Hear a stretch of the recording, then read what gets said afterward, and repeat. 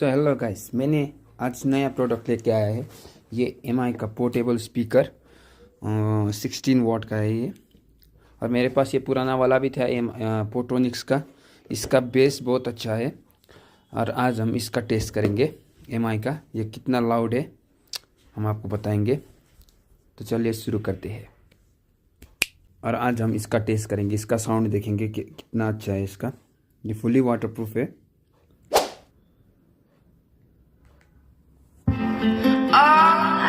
और ये इसका 90% वॉल्यूम है।